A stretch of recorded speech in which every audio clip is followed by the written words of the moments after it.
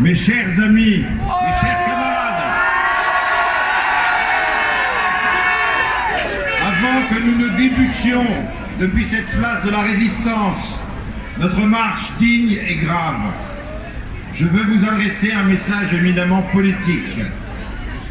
Nous sommes le fruit d'une civilisation civique plus que bimillénaire qui nous a mérité le beau nom de citoyens. Alors nous sommes citoyens et nous faisons de la politique. Cependant, nous ne sommes au fond ni vraiment de droite, ni vraiment de gauche. La gauche et la droite sont aujourd'hui des catégories en lambeaux.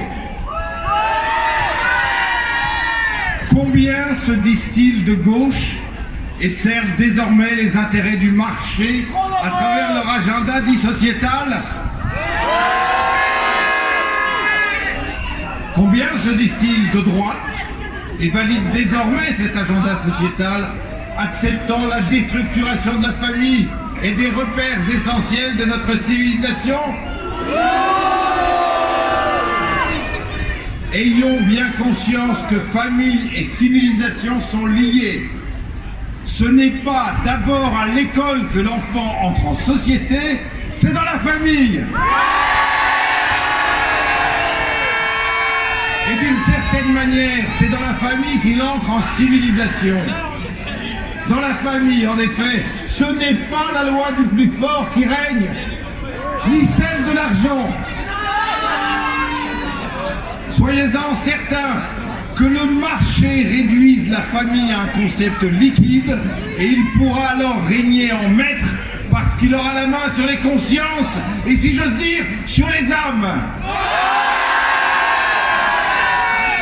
Alors, depuis cette place au nom symbolique, nous résistons à la marche vers le meilleur des mondes qui est l'empire de la technique et du marché.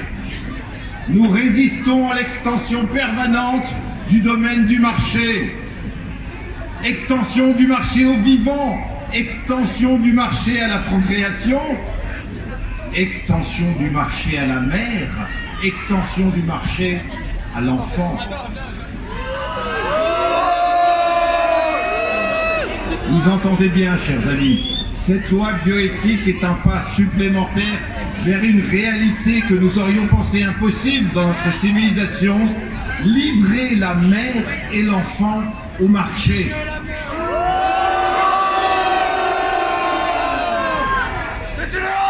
Il y a un an, la France profonde, la France laborieuse des oubliés de la globalisation marchande était sur les ronds-points de nos pays de France pour retrouver un lien de communauté, pour faire œuvre civique et œuvre de résistance. Alors cette France a repris le travail, certes, mais cette France est toujours là, avec ses aspirations profondes et qui sont simples. Faire une communauté, éduquer ses enfants et vivre dignement du fruit de son travail. Eh bien, cette France attend des repères, de la stabilité, de l'enracinement culturel et familial. Elle souffre d'être menée en bateau par les idéologies.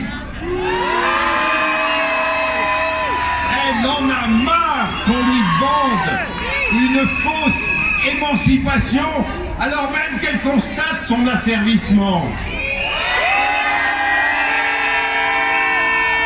Cette France est toujours là. Elle incarne les ressources morales du peuple. Chers amis, chers camarades, nous ne pourrons rien faire sans les ressources morales du peuple. Nous ne pourrons rien faire si nous ne faisons pas des familles qui font un peuple. Alors, chers amis, chers camarades, soyons un peuple. Non,